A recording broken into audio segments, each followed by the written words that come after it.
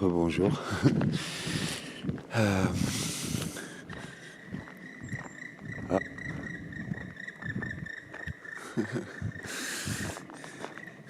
Un petit oiseau qui voulait parler avant moi. Enfin, que Dieu le bénisse, ce petit oiseau. Enfin, j'ai eu une pensée, après vous pouvez en faire ce que vous voulez, mais je vous la partage encore une fois. Vous savez, Jésus, la majorité des gens ne voulaient pas l'entendre,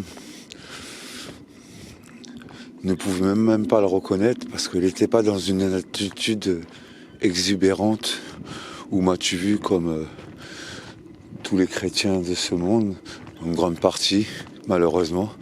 Bien sûr, il faut être bien habillé, il faut être propre, il faut représenter le Seigneur. Mais le Seigneur n'est pas un habit. Le Seigneur est un cœur. Pour en venir à cette pensée que j'ai eue, c'est que Jésus était la pierre angulaire. Pour ceux qui ne savent pas ce que c'est une pierre angulaire, c'est une pierre qui a une forme propre, bien définie, qui n'est pas comme les autres, mais qui sert en fait à maintenir le toit. C'est-à-dire que sans cette pierre, en fait, le toit ne tient pas. Dans certaines régions, on fabriquait des toits à base de pierre. On les empilait en forme plus ou moins conique jusqu'à que ça se rétrécisse. Et il fallait cette pierre. Et dans la Bible, on se rend compte que cette pierre que tout le monde a rejetée est devenue la principale de l'angle. Tout ça pour en venir à vous dire que il faut faire très attention à vos cœurs, encore une fois, et très attention à qui vous rejetez. Parce que c'est pas forcément ceux qui ont les beaux habits, les belles tenues, les belles apparences, les beaux discours aussi. Moi je parle pas toujours très bien, des fois je bug, mais je me prends pas pour une pierre angulaire, loin de là, mais en tout cas je rentrais pas dans ce critère que une grande majorité des chrétiens s'appliquent. Faites très attention à qui vous rejetez. Parce que peut-être un jour, celui que vous avez rejeté, c'est peut-être celui-là qui aura la solution pour vous.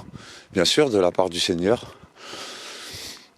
Mais il faut faire vraiment très attention à qui on rejette. Bien sûr, on a toutes nos lois dans nos cœurs qui nous disent « Oui, lui il est pécheur, lui il fait ci, lui il fait ça, elle a fait ci, elle a fait ça. » C'est pas des chrétiens. Ils croient pas en Jésus, sinon ils seraient pas comme ça.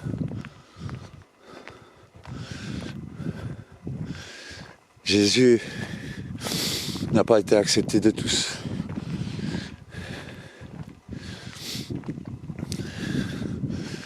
Et même pour vous dire, il a fallu que Judas embrasse Jésus pour qu'on puisse savoir qui était Jésus, pour pouvoir l'arrêter. C'est-à-dire que sinon, si Judas n'avait pas embrassé Jésus devant ses soldats, eh ben on n'aurait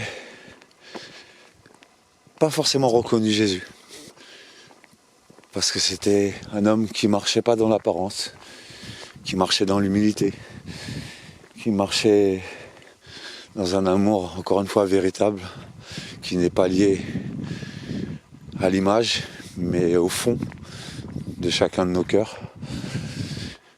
Alors encore une fois, je vous rabâche cette histoire d'amour qui paraît futile et gnangnan pour les non-croyants. Mais la vérité, si vous voulez le bien, il faut accepter tout le monde. Et encore une fois, faire attention de ne pas rejeter certains. Parce que peut-être celui que vous rejetez maintenant, c'est peut-être lui qui aura votre solution pour le futur. peut-être c'est lui qui priera peut-être pour vous et qui, par l'intercession de Jésus, vous guérira ou vous sauvera. Faites attention à vos cœurs. Faites attention à qui vous rejetez.